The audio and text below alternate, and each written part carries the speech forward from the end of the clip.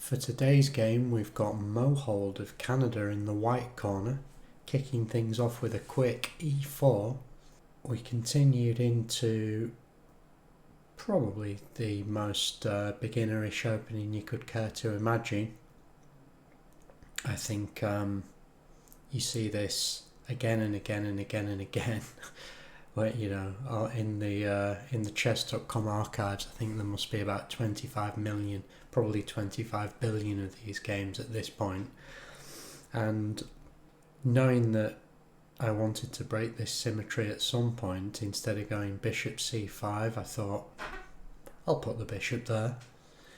Not sure if it's the right thing to do, but I just sensed that white was one of those people who was going to just play symmetrically as far as possible. I was wrong, as it happened, and they jumped the knight in, which is a mistake. Of course, I castle. It's a mistake because a bishop and a knight are worth more than a rook and a pawn. So black would welcome this. Welcome knight takes f7 now. And also, there's the loss of tempo, which allows black to be castled and white to remain uncastled. So that explains the swing of evaluation in favour of black. They don't take on f7, however, and just continue with d3. I was contemplating whether to play d5 at this point, and I looked at the d5 square and thought, I can attack the centre, counted the number of white pieces defending the square and counted to 3, simply ignoring the fact that white had self-pinned the knight. I reckon that's because I was already looking at the move, and I was counting at this point, and just my brain decided to keep the count of white defenders of the d5 square anchored to the previous move. So although I could and should have played d5, I'd be like, well, actually the computer wants me to play knight h6. It wants me to play h6, kicking the knight on g5, which I did. Ironically, the move I wanted to play, thought I couldn't play and could play, was d5. So of course they retreat the knight back to f3. And again, I continued to miscount the number of white defenders of d5, not realising that the knight was in a pin. So I thought, rather than play d6, as I was, trying to avoid symmetry, as I said before, trying to create a bit of imbalance, I decided I'd just develop the queen to e7, because why not, I suppose. White kicks my bishop here with a3. I think the computer does want me to capture the knight, and I'm glad I did, because, I thought I sort of instantly formulated the plan of putting my pawns on the dark squares and going after white's light squared bishop, which I think is a reasonable way to play. So although I said I was trying to avoid d6 previously, if I can get rid of the white bishop, I think it would be prudent to put my pawns onto the dark squares in order to blunt the effect of white's black bishop, or dark squared bishop. Of course, they recapture the only way they can. And so I do follow up with d6, so deviating from the plan of trying to directly attack the centre with d5. So white continues with h3, which leaves the position pretty even looking. But the computer actually wants them to play a4. My assumption is it wants a4 because this allows this tactics could start to emerge here, couldn't they, with my queen and rook potentially skewered by the bishop. They didn't go for that anyway, so it was h3 followed by me simply offering the trade of the white bishops. As I said, I realised that, maybe I didn't realise because it could be wrong, but I was under the impression that actually it was okay to trade the to trade off my dark bishop previously due to the pawn structure that white was going to end up with. They drop back, presumably because they want me to take and allow them to repair their pawn structure with the recapture. And that is why I decided just to develop a rook instead, bring it onto the central file, onto the D file. And the computer wants white actually to take my bishop, which surprises me, because that would obviously open a file for my rook. And if with a pawn on e6, that allows me to play the d5 move that I wanted anyway. Yeah, I'm surprised that the computer evaluates this as white's best way of playing, because it's, as I say, it seems to give the black pieces space and activity, and then it just wants them to continue a4, presumably with the threat of skewering here as before. I find that quite an unusual evaluation. So white castles, and I do push on in the centre. Obviously white moves on to e2 here to avoid any discoveries when involving d takes e, d takes e. They don't want their queen sat on the same file as my rook. In this position I quickly decided to play d takes e, realising that obviously the only way that white can recapture is with d takes e in return, leaving them with these doubled isolated pawns. That's quite a favourable set of exchanges for black. Let's just see what so at this point the evaluation's 0.3, and it does sneak up to 0.7 after these exchanges. So I think I did get the best of it there. I think my intention, well obviously my intention with the next move, knight h5, was to just jump the knight into this outpost and tickle the white queen a little bit. Of course the computer just wants me to play rook f2 e8, which is fair enough, it's a developing move, isn't it? Although I do think I wouldn't have considered that because of the potential for the trade of bishops on e6 to take place. I was going to say because of the potential of recapturing f takes e, but I think I said in a previous game that I always try to avoid doubled pawns, so if that eventuality transpired, I suppose I would have captured with the queen anyway. They drop the knight back for unknown reasons, really. Can only assume that they're doing this because of the discovery on the knight, but I think by the time we get to sort of 1300, that's a bit of hopium, because I've put this knight in an awkward space, so it's blatantly obvious that it's coming to here, which it does. So they move their queen to qf3, which the computer thinks is the best move, and then it wants me to follow up with this, so the computer does want me to stick a knight on the rim here. Yeah. And it wants them to follow up with the exchange of the bishops. Yeah, again, I'm quite surprised that's the computer line, given that the activity of the remaining, black's still got two knights, but the black knight on a5 is a bit it's kind of out of the game because its only way back is to go where it came from. And even with the knight hot, what am I doing? Even if the knight does hop over here to offer the trade of bishops, then I don't see why white couldn't play like this, because it's not as if the the rook moving off the back rank undefends anything here. So, a bit confused by that one. But anyway, this is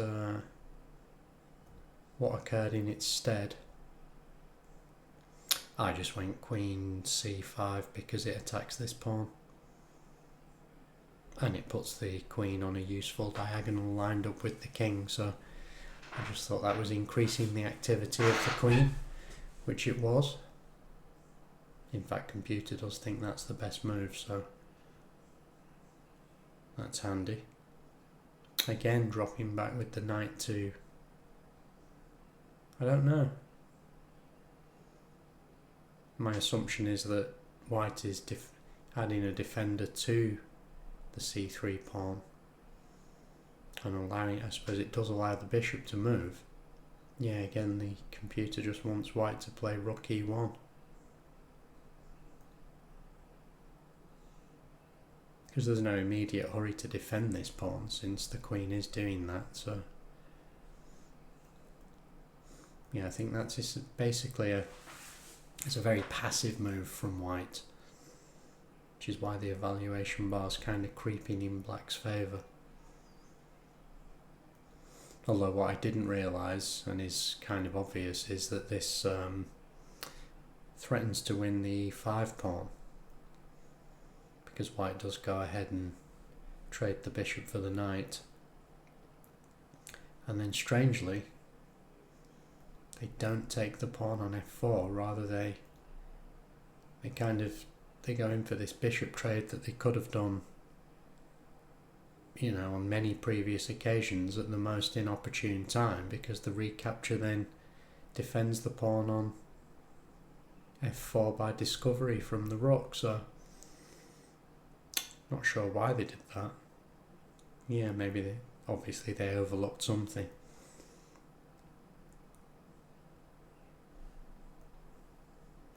Yeah, here I just chose to double the rooks, whereas the computer wants me to play knight e5.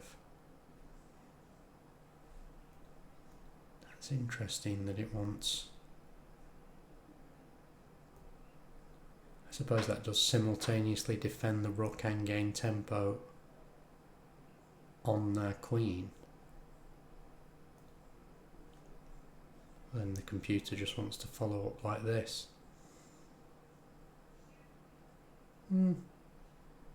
Fair enough. That doesn't strike me as entirely different to what happened in the game. But it is, isn't it? I see. By doing the exchanges this way, I no longer have a rook on the f-file, and therefore the f4 pawn is hanging again, and once again white failed to notice or chose not to take it for some reason.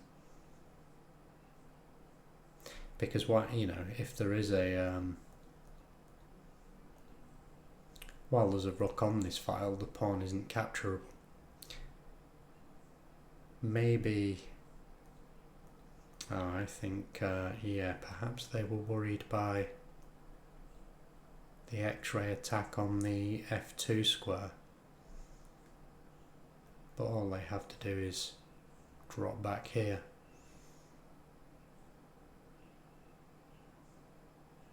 And actually that would allow them to start maybe extricating the knight like this. Yeah, so I think they were seeing ghosts there.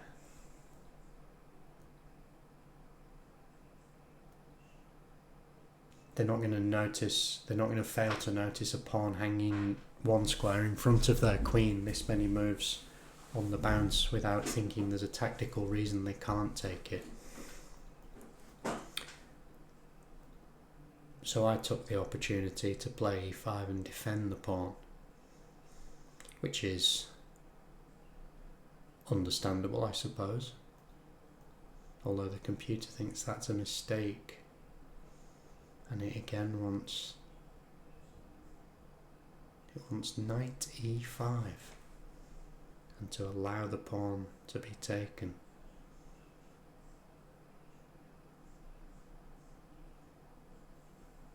Of course, I also wasn't cognizant of the fact that this capture allows the rook onto the back rank. Apparently black is completely winning here. Oh, of course, because that is quite dangerous, isn't it? Once the rook comes behind here and the queen's targeting this square, the pawn is essentially indefensible. And if you do this, then can we go like that? No, that's a draw. Do we just have to... Yeah, the king gets chased out into the open.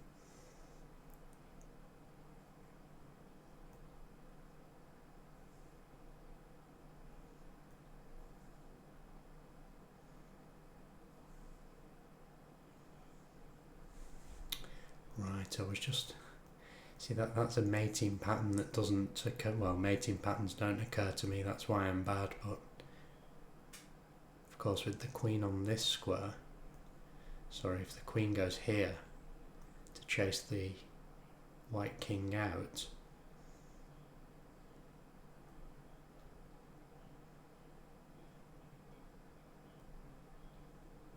then it covers this diagonal. But...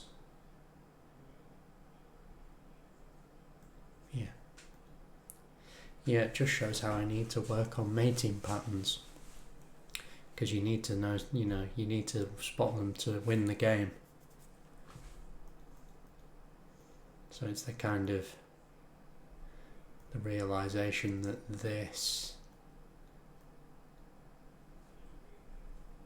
they if their queen, they go there, the queen comes to the back rank, the rook can deliver the checkmate in the corner because the queen cuts off the diagonal. Whereas I was thinking that only the queen, somehow the queen had to take this pawn, but the king's just completely cut off in the back corner. Anyway, that was missed. And so the game proceeded like so. Here I just drop back to defend things, so quite passive, but I'm labelled a mistake by the computer.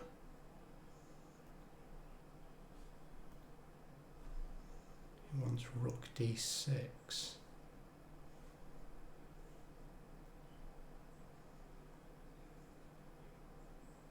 I'm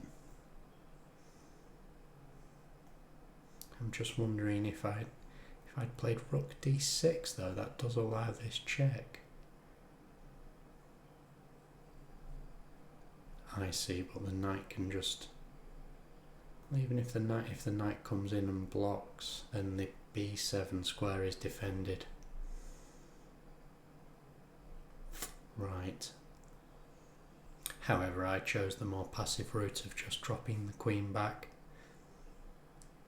which is quite bad because there's no need to over-defend the g7 square because white's rook and knight are sat at home base. So they finally start to liberate the knight. And of course that undefends this square, so I thought I may as well just put a rook on the second rank. Yeah, I didn't think much of this harassment by the knight, but when the queen comes in, I did on this occasion defend the b7 pawn with the knight on the back rank. Yeah, dropping the c7 pawn. So at this point the quite large advantage I had has disappeared. And at this point I realised that the white queen was unable to defend the king, and so realising my queen was on a nice diagonal, I went for queen h4, threatening to checkmate by taking f2. Well, it would be queen takes f2, then the king would move to the corner, so threatening mating 2 or thereabouts. But if only I'd realised that I could move the queen here, I would have made the same threat whilst pinning the knight.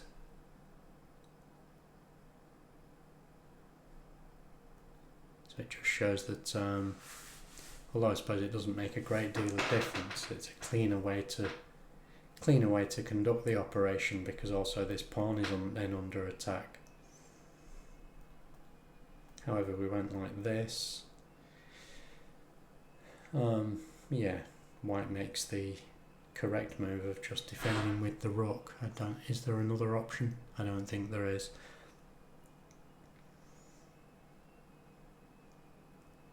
And the evaluation has swung back into white's favour.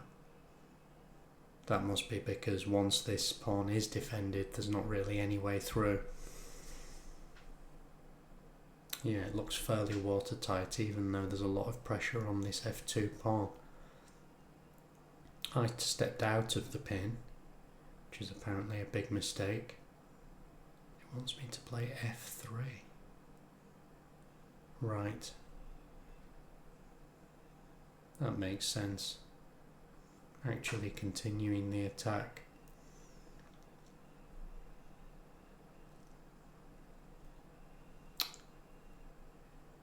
How interesting, and the computer actually wants g takes f.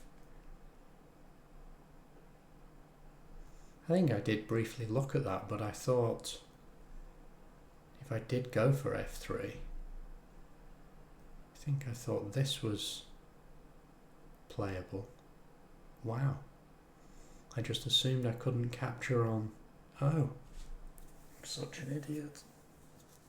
Again, these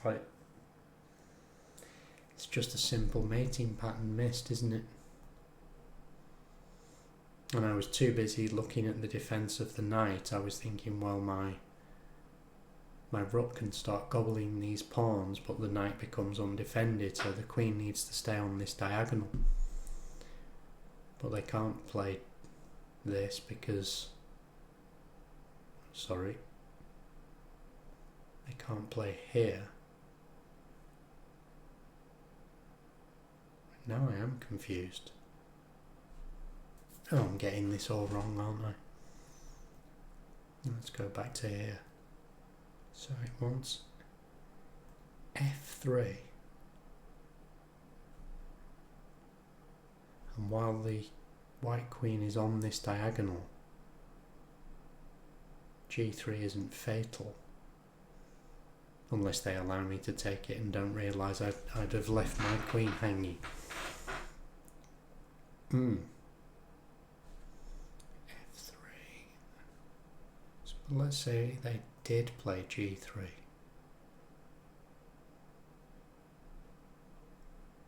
I can just grab here. Right, I see. So it's not the threat of mate, it's just the fact that once I've grabbed the pawn in the centre, I cover b7 and the knight's still protected by my rook. And that's, yeah, it's unfortunate because I did,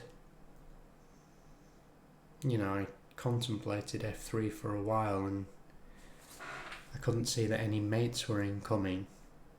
So,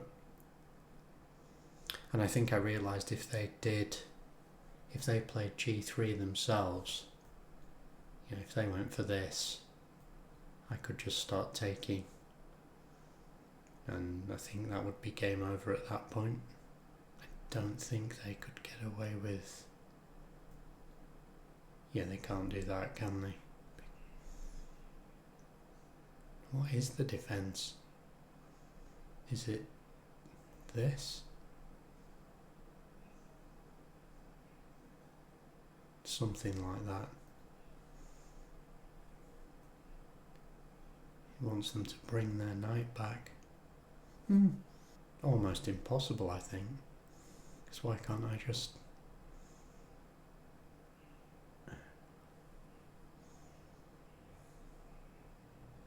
One thing it does do is defend the f4 square, so I can't come across here threatening to...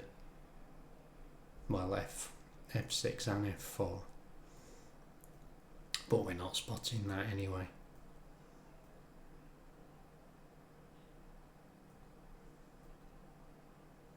So after I'd stepped out of the pin,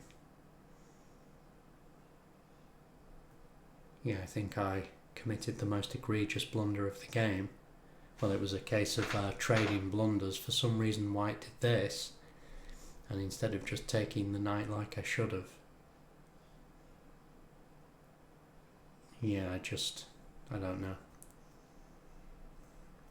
I think at this point my mindset was keep as many pieces on the board as possible, since the ones I had were in decent attacking positions. So again I retreated the queen.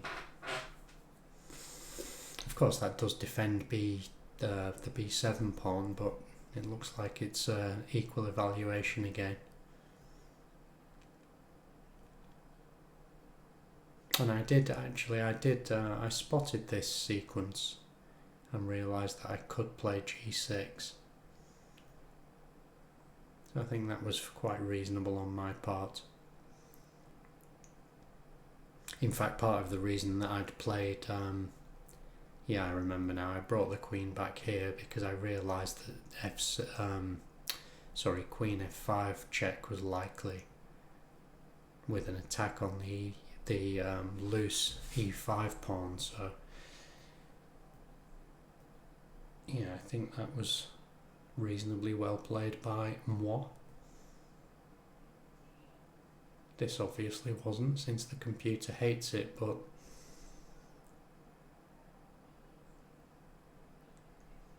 yes, it's because, right, yeah, he just wants White to bring its queen back. So having said that, I'd noticed that we needed to defend e5, I then straight away undefended it.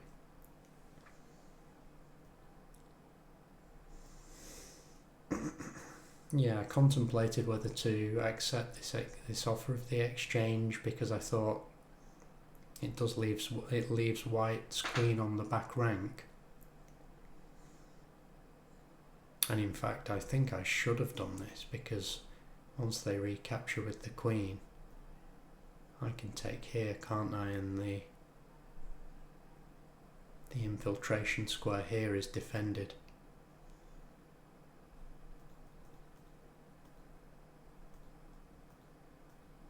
But I kick the queen with h5 instead.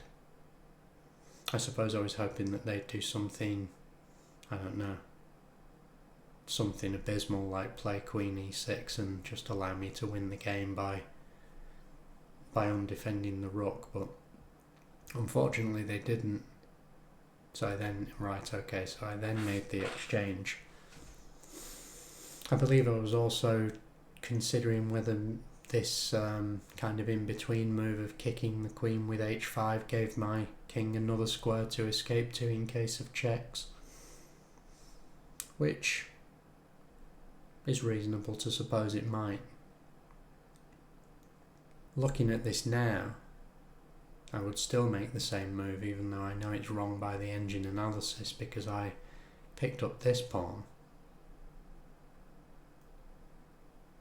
But, oh no, tell a lie. Yeah, for some reason, I thought I'd looked at the game review and it wanted me to take the c3 pawn, but apparently this is the best capture. Which makes sense to me, because in capturing this pawn I also prevent the infiltration of the white queen to d7. So they go and do that, which the computer says is best, but don't know, it looks like it opens up the diagonal to the king to me. Although with only queens on the board, I suppose it's hard to take advantage of that. So I step up and some pawns are moved. I decided to centralise the queen, put pressure on this pawn since this check was no longer available. It took me a second to realise that I was under threat of getting branked here on h8, but fortunately I did make the correct choice of bringing the queen back.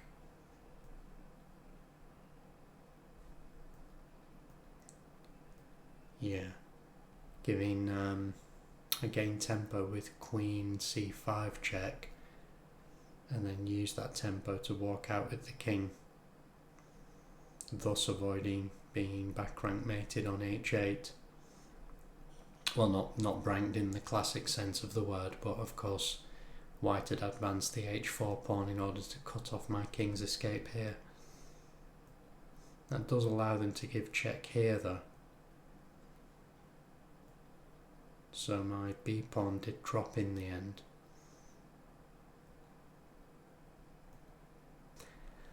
Yeah, I didn't contemplate taking the pawn on c3 because I thought, at this point it looks like we're playing for a draw, so I went in, brought the queen into f2, thinking that there'd be perpetual checks on this diagonal. And after white takes the pawn on a6, I just sort of started walking. Well, yeah, I don't know why I did that really. I think I'd realised there were perpetual checks here and that's what we went for. Yeah, so a bit of a disappointing draw after being, well, what were we? I think at one point we were +4. But I think Mohold of Canada has been our highest rated opponent yet. Cheers.